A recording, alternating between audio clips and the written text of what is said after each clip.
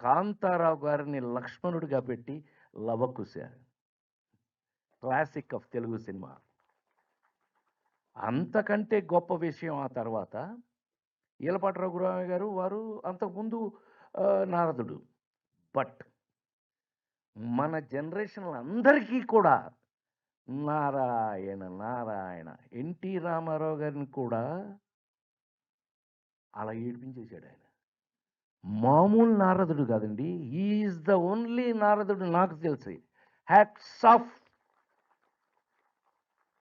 అలాంటిది ఆ తర్వాత కాంతారావు గారికి ముఖ్యమైన విషయం ఇప్పుడు చెప్తున్నా. ఇప్పుడు అలరజయ్యకి బ్రదర్ కాంతారావు గారిని చూసి ఉచ్చపోసిన తమిళుల గ్రేటెస్ట్ హీరో ఎంజిఆర్.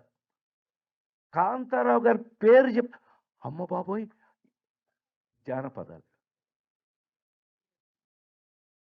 కాంతారావు గారి జానపదాలు చూసి వాడెవడరా బాబోయ్ మొత్తం లేపుకెళ్ళిపోతున్నట్టు ఇండియన్ సినిమానని ఉచ్చపోసిన వాడు ఎంజిఆర్. కాంతారావు గారిని చూసి హ్యాట్స్ ఆఫ్, హ్యాట్స్ ఆఫ్. మామూలుగా కాదు, మామూలుగా కాదు. ఆ తర్వాత మీకు తెలియదే ఉంది. ఇంకా నేను ఇంకా అదంతా చెప్పక్కర్లేదు. రామారావు కానీ నాగేశ్వరరావు కానీ ఎవరికైనా సరే, తమ్ముడైనా బామ్మరిదైనా ఏది ఇంపార్టెంట్ క్యారెక్టర్ ఉన్నా కాంతారావు గారి. వాళ్ళతో పాటు అలా ఈవేళ మనం గుండె మీద చేసుకు చెప్పాలి అని అంటే తెలంగాణ రాష్ట్రంలో ఏకైక హీరో కాంతారావు గారు. ఇవాళ మనం ఆయన పేరు మీద హ్యాట్స్ ఆఫ్. ఎందుకనంటే చివరికి నా అదృష్టవశాత్తు మహానటులు గుమ్మడి గారి ఇంట్లో అందరం కలుసుకునేవాళ్ళం. గుమ్మడి గారికి నా మీద ఎంత ప్రేమ అంటే, ఇదిగో ఈ నా కూతురు లాంటిది, ఇది నా పిల్లలాగా ఆయనకి ఎంత ఇష్టం అంటే, ఆయనట మిస్సమ్మ సినిమాలో ఎక్కడో కామెడీ వేషం సీన్ చేశాడు ఆయన గుమ్మడి గారు. ఒక్క సీను గుమ్మడి గారు. అది ఎంత కష్టమో నాకు అర్థమైంది. అసలు కామెడీ అంటే చేస్తారా మీరు? ప్రసాద్ ఏదో ఒకసారి చేసి చూపించు అని వాడు ప్రతిదానికి. కాదండి అది చేస్తాను. కాదు కాదు ఆ లేడీస్ టైలర్లో ఆ ఎక్స్ప్రెషన్ పెట్టి ఒకసారి, ఏది ఆ ఎక్స్ప్రెషన్ పెట్టు. ఈ రోజు ఆయన ఈ సాయంకాలం మమ్మల్ని ఎంత ప్రేమగా గుమ్మడి గారు, కాంతారావు గారు, నేను ఇంకా అప్పట్లో ఎవరు దొరికితే వాళ్ళు అందరూ కలిసి భోంచేసేవాళ్ళం చాలా కాలం పాటు ఈ ఫిలిం నగర్ గుమ్మడి గారి ఇంట్లో. ఆ విధంగా కాంతారావు గారితో కలిసి తిరిగే రోజులు చాలా నాకు అదృష్టం కలిగింది. He's one of the most sensitive actor. ఇందాక మా సోదరులందరూ నా గురించి చెప్తూ లేడీస్ టైలర్ సినిమాకి ఆ నలుగురు సినిమాకి ఏమన్నా సంబంధం ఉంటుందండి? నాకు తెలిసి అయితే ఉండదు. ఎందుకనంటే హాలీవుడ్ యాక్టర్ని ఎవరన్నా తీసుకొచ్చి, హాలీవుడ్ లేకపోతే డైరెక్టర్ని ఎవరన్నా తీసుకొచ్చి పొద్దున్నే లేడీస్ టైలర్ సినిమా చూపించి మధ్యాహ్నం వాడికి భోజనం పెట్టి సాయంకాలం ఆ నలుగురు సినిమా చూపించండి. నవ్వారేంటండి బాబు, ఇలా నవ్వేశారేంటి మీరు? కాదు వాడు ఏమంటాడు తెలుసా, వాడెవడు వీడెవడు అని అంటాడు. వీళ్ళిద్దరూ ఒకడే అని అంటే ఒప్పుకోరు. ఇద్దరు ఒకడే అని అంటే హాలీవుడ్లో ఒప్పుకోరు. అది కేవలం భగవంతుడు.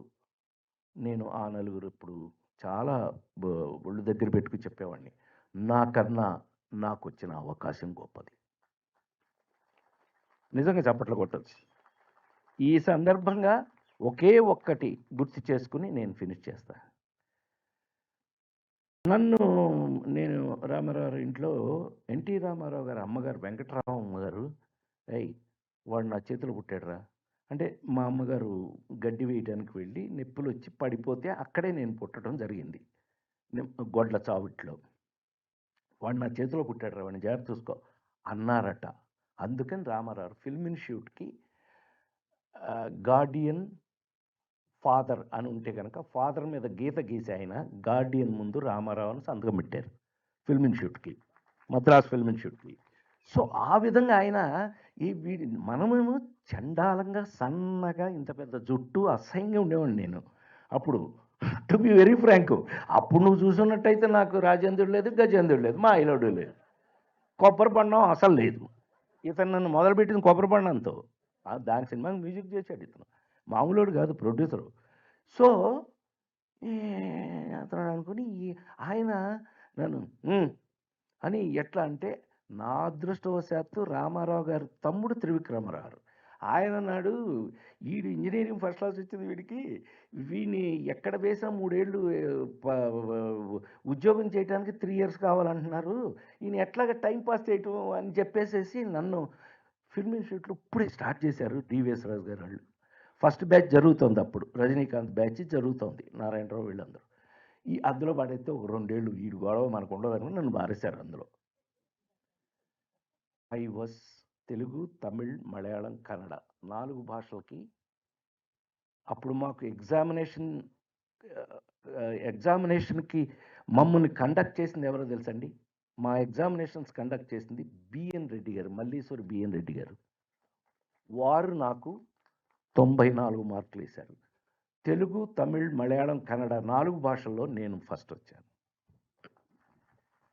అది తీసుకెళ్ళి రామారావు గారికి చూపించి, ఇదేంటి వచ్చింది అనగానే, ఏం గాడిద, ఏం మీరు ఇంత సీరియసా, ఇట్స్ వెరీ గుడ్, బ్రహ్మాండం అని ఫస్ట్ టైం నా జీవితంలో ఎన్టీ రామారావు గారు హగ్ ఇచ్చారు. ఆయన నన్ను first time good, very good, మా నమ్మకాన్ని నిలబెట్టారు, దట్స్ వెరీ గుడ్, బ్రహ్మాండం. కానీ ఇక్కడ ఉందండి బాంబు, ఊరికే నవ్వేసుకోవద్దు, మా వాడికి చెప్తున్నా, అసలు బాంబు ఇక్కడ ఉంది సార్, మీరు నోట్ చేయాలి ఇది. యూ ఆల్సో బిగ్ ఆఫీసర్ సోదరా, చెప్పనా? ఇప్పుడు తెలుగు సినిమా ఇండస్ట్రీలో మీకు వేషం ఎందుకు ఇవ్వాలి? ఏంటి ఎత్తగానే వేషం నీకెందుకు ఇవ్వాలంటే, నేను అవును, దేవుడి వేషం వేయాలంటే మమ్మల్ని పిలుస్తారు. అదే నిజ జీవితంలో వేషాలు ఏమన్నా వెయ్యాలి అని అంటే బ్రదర్ నాగేశ్వరరావుని పిలుస్తారు. డిష్యం చేయాలంటే తమ్ముడు కృష్ణని పిలుస్తారు.